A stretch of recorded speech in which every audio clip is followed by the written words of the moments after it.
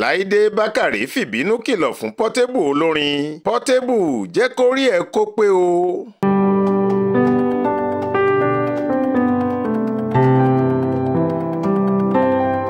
Orin kángun kángun kángun á kángun síbì kan tí olóyè Ebenezer Obey kọ nínú àwo orin rẹ̀ àtijọ́ kan ti fẹ́ nímúṣẹ lórí fàákájà àti aáwọ̀ tó ń ṣẹlẹ̀ láàrin ọ̀dọ́mọkùnrin olórin tó gbajúmọ̀ pẹ̀lú ọlọ́kan òjọ̀kan ìjọ̀gbọ̀n àti awuyewuye nì Habib Òkìkíọlá Ọlálọmí tí gbogbo ayé mọ̀ sí Portable olórin sàásùsẹ̀ àti èèkàn òṣèrébìnrin tíátà ilẹ̀ wa nì Láìdé Bákàrè.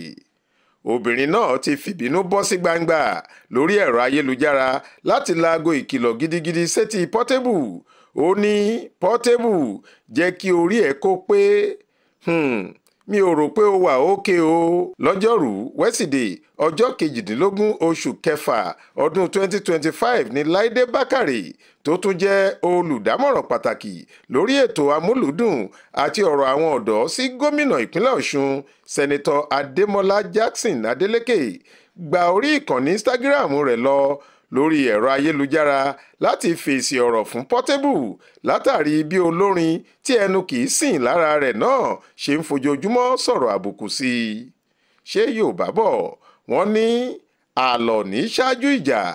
Láìdé kò sọ̀rọ̀ púpọ̀ àmọ́ ó hàn nínú ìrísí ojú rẹ̀ pé inú ń bí gidigidi bó sì ṣe ń sọ̀rọ̀ tó ń pòṣé tó sì ń na ìka rẹ̀ fi hàn pé ìkìlọ̀ tó lágbára ló wá ṣe fún ọ̀dọ́mọkùnrin olórin tó tún máa ń pe ara rẹ̀ ní ìkà of Africa àti ìdààmú àdúgbò yìí. Láìdé ní Portable jẹ́ kí orí ẹ̀ kó pé, jẹ́ kí orí ẹ̀ pé, mi ò rò pé o wà òkè, àní kò dá mi lójú pé o wà òkè. Portable, èyí ni ìgbà ìkẹyìn tí máa in fact jẹ́ kí orí ẹ̀ kó pé, jẹ́ kí orí ẹ̀ pé o. Portable, jẹ́ kí orí ẹ̀ kó pé, jẹ́ kí orí ẹ̀ pé. I'm not sure you are okay. I'm not sure you are okay. Portable, this will be in fact jẹ́ kí orí ẹ̀ kó pé, jẹ́ kí orí ẹ̀ kó pé, jẹ́ kí orí ẹ̀ kó pé, jẹ́ kí orí ẹ̀ kó pé. Tẹ́ ò bá gbàgbé láti bí oṣù díẹ̀ sẹ́yìn ni oríṣiríṣi awuyewuye ti ń ṣẹlẹ̀ láàrin àwọn òṣèré méjèèjì yìí látàrí bí Portable ṣe kọ́kọ́ fẹ̀sùn kan Láìdé Bákàrè pé ó ń fún ìyàwó òun nímọ̀ràn tí kò tẹ́ òun lọ́rùn tó sì bẹ̀rẹ̀ sí bú obìnrin náà léèbú ara. Èyí ló mú kí Láìdé fèsì ọ̀rọ̀ nígbà náà. Ó pe Portable ní onídọ̀tí ọmọ Ṣàngó. Ó jọ pé èébú yìí dùn Portable olórin tàkasúfèé yìí gidigidi.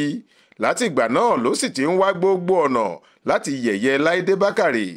Nínú fídíò kan tó ṣe lọ́sẹ̀ tó kọjá èyí tí Láìdé torí ẹ̀ jáde ìkìlọ̀ yìí, Portable kúkú la ọ̀rọ̀ mọ́lẹ̀ pé òun fẹ́ jẹṣu Láìdé.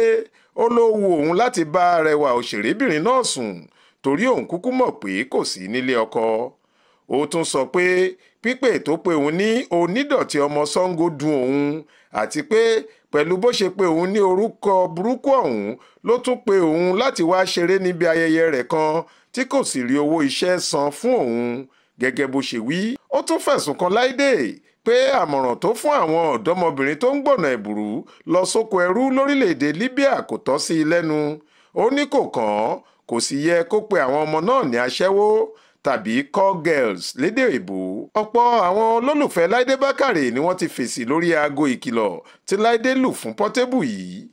Àwọn kan sọ pé olóòráyè ní Láìdé, bí kì í bá ṣe bẹ́ẹ̀ ni kò yẹ kó fèsì ọ̀rọ̀ fún Portable. Wọ́n ló yẹ kó ti mọ irú ẹni tí olórin náà ṣe àti pé fífi ọ̀rọ̀ rẹ̀ gún lágídí ló dára ju bó ṣe wá ṣe ìkìlọ̀ fún yìí lọ.